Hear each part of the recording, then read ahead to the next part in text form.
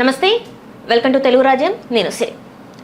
Amaravati land pooling విషయం ఏదైతే ఉందో దాని మీద శైలజనాథ్ గారు అయితే సుప్రీంకోర్టుకి ఫిర్యాదు చేయడం జరిగింది. సో సుప్రీంకోర్టు అయితే ఇప్పుడు దాన్ని స్వీకరించినట్టు మనకి తెలుస్తుంది. సో మరి ఇందులో నిజంగానే వాస్తవం ఉందా లేదా అనేది మనకి వివరించడానికి మనతో పాటు ఉన్నారు ప్రముఖ రాజకీయ విశ్లేషకులు చింతా రాజశేఖర్ గారు. నమస్కారం సార్. సార్, మీరు చాలా రోజుల నుంచి ప్రభుత్వ ఖజానాకి గండి పడుతుంది అని చెప్పేసి మీరు ఏదైతే మాట్లాడుతున్నారో సంతకాల సేకరణ కూడా మీరు చేయడం జరిగింది. సో ఇదే విషయంలో శైలజనాథ్ గారు కూడా ఏదైతే సుప్రీంకోర్టుకి ఇవ్వడం జరిగిందో దాన్ని ఇప్పుడు సుప్రీంకోర్టు స్వీకరించిందన్నట్టు కూడా ఒక వార్త అయితే బయటకు వచ్చింది సార్. మరి ఇందులో నిజంగా వాస్తవం ఉందంటారా? ఉందండి, మీకు ఆ రసీదు డిస్ప్లే చేస్తాను. శైలజనాథ్ గారు నేను సాయంత్రం 7:12 ఆయనకి మెసేజ్ వచ్చింది. వెరీ నెక్స్ట్ మినిట్ నాకు కాల్ చేశారు, ఇలా వచ్చింది అని చెప్పారు. ఇది అదృష్టం ఏంటంటే మేము మే నుంచి రాస్తున్నాం. మన మీతో కూడా కొన్ని ఇష్యూస్ చాలా చేశాను. దాదాపు 600-700 మంది రాశారు.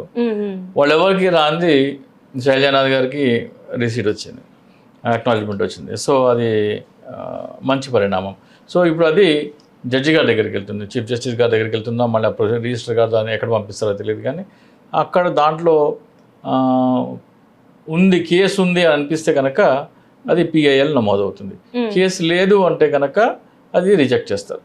అది ప్రస్తుతం ఉన్న పరిస్థితి. సో అది కేసు అయిందని అనడానికి లేదు, దాన్ని స్వీకరించారు, పరిశీలిస్తున్నారు. సో పరిశీలనలో ఉంది. ఇప్పటి వరకు మనది రాసిన లెటర్స్ అన్ని చెత్తబుట్టలో పోయినాయా, పరిగణలో ఉన్నాయా లేదా అనేది మనకు తెలియదు. ఈ రోజున అది పరిగణలోకి తీసుకున్నారు. శైలజనాథ్ గారికి అక్నాలజ్మెంట్ వచ్చింది కాబట్టి అది పరిగణలోకి తీసుకున్నారు. అది దాంట్లో పస ఉంటే, కేసులో పస ఉంటే కనుక డెఫినెట్గా నమోదు చేస్తారు. ఇప్పుడు మనం దాంట్లో పస ఉందా లేదా అనేది మెయిన్ పాయింట్. అక్కడ 2 అంశాలలో కోర్టు దానిని ఖచ్చితంగా పరిగణలోకి తీసుకోక తప్పని పరిస్థితి ఉంటుంది. ఒకటి, ప్రధాన నరేంద్ర మోడీ గారు అమరావతి అనేది పెద్ద అవినీతిమయమైన కేసు అని చంద్రబాబు నాయుడు ఆయన ఇనపెట్టెలు నింపుకుంటున్నారని చెప్పేసి చెప్పడం జరిగింది. ఆ వీడియో కూడా మీకు పంపిస్తాను. సో నరేంద్ర మోడీ గారు 2019లో కర్నూలులో ఏమన్నారో మీకు పెడతాను. साथियों, आंध्र प्रदेश में आम चर्चा है कि यहां की सरकार की योजनाओं में घोटाले नहीं होते, बल्कि योजनाएं ही घोटाले के लिए बनाई जाती है. यहां नई राजधानी से लेकर अलग अलग परियोजनाओं में क्या क्या खेल हो रहे हैं, किसकी तिजोरियां भरी जा रही है, ये आंध्र प्रदेश की जनता भली भांति जानती है. ఇక్కడ ఆ లేఖలో ఏమని రాసామంటే ఈ వీడియో లింక్ పెట్టాం. లింక్ పెట్టి ఈ వీడియో లింక్లో ఫలానా సమయం నుంచి ఫలానా సమయం వరకు నరేంద్ర మోడీ గారు ఈ ఆరోపణలు చేశారు. అయినప్పటికీ దీని మీద CBI కేసు నమోదు కాకపోవటం ఆశ్చర్యం కలిగిస్తుందని ఆ లెటర్లో రాశాం. అంటే ప్రధానమంత్రి చెప్తే కూడా CBI కేసు ఎందుకు నమోదు చేయలేదని ఉంది. సో ఆ పాయింట్ మీద తీసుకునే అవకాశం ఉంది. రెండోది, అరవింద్ కేజ్రీవాల్కి చేసిన ఢిల్లీ లిక్కర్ స్కామ్కి. సో దాంట్లో ఏమని ఉంటుందంటే చంద్రబాబు నాయుడు చేసింది, అరవింద్ కేజ్రీవాల్ చేసింది ఒకే రకమైన నేరం. వీళ్ళిద్దరు ఏం చేశారంటే ఉన్న చట్టాలని కాదని కొత్త చట్టం తీసుకొచ్చారు. అది నేరం కాదు, కానీ ఆ కొత్త చట్టం తీసుకురావడం వలన ప్రభుత్వ ఖజానాకి రావాల్సిన ఆదాయము ప్రైవేట్ వ్యక్తులకు బదిలీ అవుతుంది. అరవింద్ కేజ్రీవాల్ ఏం చేశారు, ఢిల్లీ లిక్కర్ స్కామ్ అని 2022లో కొత్త చట్టం తీసుకొచ్చారు. దాంట్లో పాత చట్టంలో ఉన్న 5% కమిషన్ని 12.5%కి పెంచారు. సో 7.5% ఎక్కువ కమిషన్ ఇస్తున్నారు. ఆ 7.5% ఎక్కడి నుంచి ఇవ్వాలా? ప్రభుత్వ ఖజానా నుంచి ఇవ్వాలా. ఎవరు లాభపడుతున్నారు? లిక్కర్ డిస్ట్రిబ్యూటర్లు లాభపడుతున్నారు. సో అది ఆ అభియోగం మీద ఆయన చట్టం చేసినాడు. అది చట్టం చేసినప్పటికీ కూడా ఆ చట్టము అవినీతి చేసేందుకు తీసుకొచ్చావు కాబట్టి నువ్వు దోషివి అని ఆయన జైల్లో వేసినారు. మరి చంద్రబాబు నాయుడు కూడా అమరావతి కోసము జగన్మోహన్ రెడ్డి గారు ఏం చెప్పారు, 30,000 ఎకరాల ప్రభుత్వ భూమి ఉంటే అక్కడ రాజధాని కట్టమన్నారు. అమరావతి ఆయన ఎంచుకున్న ప్రాంతంలో 30,000 ఎకరాల ప్రభుత్వ భూమి లేదు. అప్పుడు ఏం చేయాలి? నువ్వు రైతులకి డబ్బులు ఇచ్చి భూమి కొంటే ఏమవుతుంది? అది ప్రభుత్వ భూమి అవుతుంది. ప్రభుత్వ భూమి చేసిన తర్వాత దాంట్లో నువ్వు రాజధాని కట్టకుండా ల్యాండ్ పూలింగ్ చట్టం తీసుకొచ్చావు. ల్యాండ్ పూలింగ్ చట్టం ఎందుకు నేరమే అనేదంటే, ల్యాండ్ పూలింగ్ చట్టం ఏం చెప్తుందంటే, రైతు కనుక ఒక ఎకరా భూమి ఇస్తే ఆయనకి 1250 గజాలు ప్లాట్ ఇస్తారు. అందులో 1000 గజాలు రెసిడెన్షియల్, 250 కమర్షియల్, కొన్ని చోట్ల 450 ఉంది. కానీ మనం 250 తీసుకుందాం. 1250 ఇచ్చినా కానీ రైతుకి 25% అవుతుంది. అంటే ఎకరంలో 4840 గజాలు ఉంటుంది, రైతుకి 25% పోతుంది. రోడ్లు, భవనాలు, పార్కులు వాటన్నిటికీ 50% పోతే ప్రభుత్వానికి 25% పోతుంది. సో చంద్రబాబు నాయుడు ఏమంటాడంటే, ఈ 25% భూమి విలువ 5 లక్షల కోట్లు అంటాడు.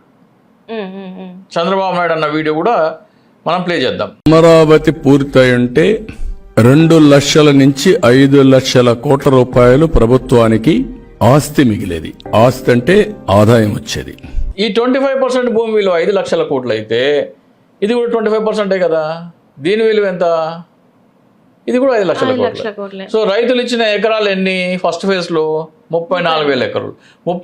5 లక్షల కోట్లు డివైడెడ్ బై 34,000 ఎకరాలు అయితే ఒక ఎకరము 14,70,00,000 అవుతుంది. 14,70,00,000. సో జగన్మోహన్ రెడ్డి గారు చెప్పినట్టు మొత్తం రైతుల దగ్గర నుంచి భూమి కొనేసినట్టయితే ఈ భూమి మొత్తం ప్రభుత్వ భూమి అయిపోయేది. అప్పుడు రైతులకి 25% ఇవ్వాల్సిన పని లేదు. రైతులు అంటే రాష్ట్రంలో ఉన్న రైతులందరూ కాదు, ఆ ల్యాండ్ ఎవరైతే ఇచ్చారో వాళ్ళకి. సో వాళ్ళకి ఎకరా 60 ఎంత ఉంది? 8 లక్షలు 10 లక్షలు ఉంది. మీరు 2013 భూసేకరణ చట్టం అప్లై చేస్తే ఎకరా 7 లక్షలు ఎంత వస్తాయి వాళ్ళకి, అంతకు మించి రావు. ఆల్రెడీ మార్కెట్లో 8 లక్షలు 10 లక్షలు ఉంది. ఎకరం 20 లక్షలు ఇస్తాను, లేకపోతే ఎకరం భూమి ఇస్తే ఇదే పంటలు పండే భూమి బయట 2 ఎకరాలు ఇస్తానని కూడా చంద్రబాబు నాయుడు ఆఫర్ చేసి ఉండొచ్చు. అప్పుడు ఎంత ఖర్చు అయ్యేది మీకు? 6-7 వేల కోట్లలో ఈ మొత్తం భూమి కొనేసే పని. ఈ 6-7 వేలలో మొత్తం భూమి కొంటే అంటే మొత్తం ప్రభుత్వ భూమి అయిపోయేది, దాంట్లో రాజధాని కడితే ఇది అయిపోయేది. రైతులకి 5 లక్షల కోట్లు పోవు. అంటే ప్రభుత్వానికి రావాల్సిన ఆదాయాన్ని రైతులకి ఇచ్చాడు. ఇప్పుడు రైతులు ఎవరు? చాలామంది ఏమంటారు తెలుగుదేశం వాళ్ళు, 8 లక్షలకి ఎవడిస్తాడా భూమి, 20 లక్షలకి ఎవడిస్తాడా భూమి అంటారు.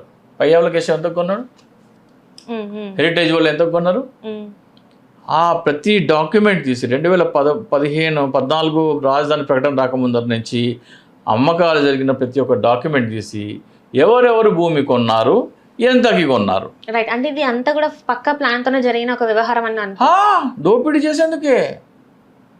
ప్రభుత్వ ఖజానాకి రావాల్సిన ఆదాయాన్ని ప్రైవేటు వ్యక్తులు దోచుకునేందుకు తీసుకొచ్చిన చట్టం. ఉదాహరణకి పయ్యావుల కేశవ్ ఉన్నాడు.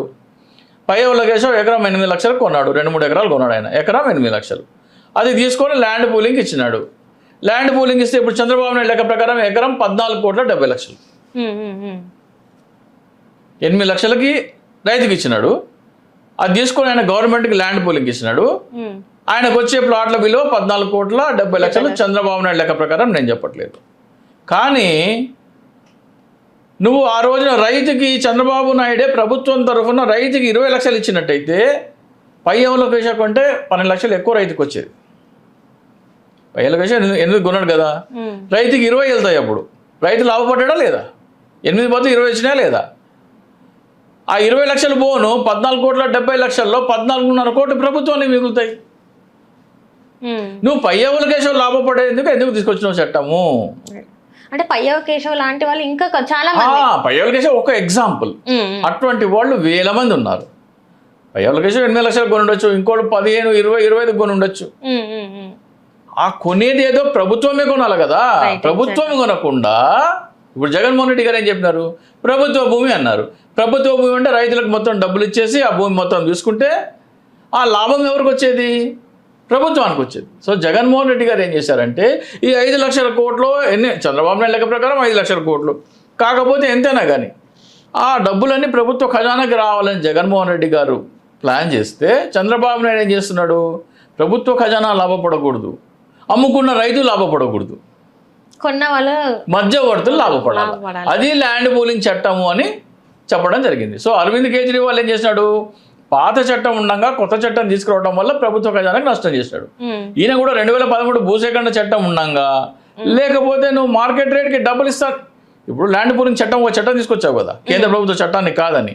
దాని బదులు మార్కెట్ రేటుకి డబుల్ ఇస్తాను ఇంకో చట్టం తీసుకురావాల్సింది. ఎకరా 10 లక్షలు ఉంటే 20 లక్షలు ఇస్తానని చట్టం తీసుకురావాల్సింది. నువ్వు ల్యాండ్ పూలింగ్లో వాళ్ళకి అంత లాభం ఎందుకు చేస్తున్నావు? ఎవరెవరు భూములు కొన్నారు? ఇది అన్నిటి మీద సిబిఐ విచారణ జరగమని మేము లెటర్స్ రాస్తున్నా. అట్లా నేను లెటర్స్ రాసే క్రమంలో నేను కలవని వైసీపీ నాయకుడు లేరు. అందులో భాగంగానే నేను శైలజానాథ్ గారు కూడా కలిస్తే నేను రాస్తాను, నాతో పాటు అనంతపురంలో కొంతమంది రాస్తానని ఆగస్టులో నేను అనంతపురం వెళ్తే ఒక 100-150 మంది వచ్చారు. ఆ రోజున వాళ్ళందరూ సంతకాలు తీసుకొని పంపించడం జరిగింది ఆగస్టులో. ఆయనకి బీజేపీకి మధ్యలో కొన్ని మనస్పర్ధలు ఉన్న కారణంగా ఆయన దీని ఏమైనా టేకప్ చేస్తారేమో సార్ అని ఒకసారి ఆలోచించండి అంటే ఆయన ఇంకోసారి రాద్దామని 15 నవంబర్న ఇంకోసారి రాశారు ఆయన. ఆ లెటర్ 15/11 రాసిన లెటర్ పరిగణలోకి తీసుకున్నట్టు ఇప్పుడు చెప్పింది. ఇది ఇప్పుడున్న పొజిషన్. ఆ లెటర్ని పరిశీలించి ఈ 2 అంశాల ఆధారంగా దాన్ని విచారణకి ఆదేశించే అవకాశాలు ఉంటాయి. విచారణకు ఆదేశిస్తే సిబిఐని అడుగుతారు. స్వయానా ప్రధానమంత్రి అవినీతి అని చెప్పిన అంశంలో మీరు ఎందుకు కేసు విచారణ చేయలేదని అడగొచ్చు. సిబిఐకి నోటీస్ ఇవ్వచ్చు. రాష్ట్ర ప్రభుత్వానికి మీ వాదన ఏంటో మీరు చెప్పండి అని చెప్పొచ్చు. అలాగే శైలజానాథ్ గారు కూడా మీరు కూడా రండి మీ వాదన వినిపించండి అని చెప్పొచ్చు. అదొకటి. ఈ లోపల వైసీపీ చేయాల్సిన పని ఏంటి? మేము రాసిన లెటర్స్ ఇప్పటికైనా సరే మేము రాసిన లెటర్స్ ఆల్రెడీ తీసుకుని కదా, ప్రతి ఒక్క గ్రామంలో శిబిరం ఏర్పాటు చేసి లెటర్ రాయించాలి. లెటర్ రాయిస్తే ఏమవుతుందంటే ఇప్పుడు శైలజానాథ్ గారు మేము రాసిన ఒక 500-600 లెటర్లు సుప్రీంకోర్టులో ఉంటాయి. దాదాపు 10 లక్షల నుంచి 1 కోటి మంది లెటర్స్ రాస్తే సుప్రీంకోర్టు మీద ఇంతమంది అవినీతి అంటున్నారు ఏంట్రా బాబు ఇదని ఎక్కువ ఫోకస్ పెట్టే అవకాశం ఉంటుంది. 2 రాజకీయంగా కూడా లెటర్ రాసే ప్రతి ఒక్కడు ప్రభుత్వ ఖజానాకి అంటే మా పిల్లలకి రావాల్సిన డబ్బు దోచి పయ్యవులకేసి లాంటి వాళ్ళకి పెట్టడం కోసమే అమరావతి ల్యాండ్ పూలింగ్ చట్టాన్ని తీసుకొచ్చినాడు చంద్రబాబు నాయుడు అని లెటర్ రాసే ప్రతి ఒక్కరికి తెలుస్తుంది, ప్రతి ఒక్క గ్రామంలో తెలుస్తుంది.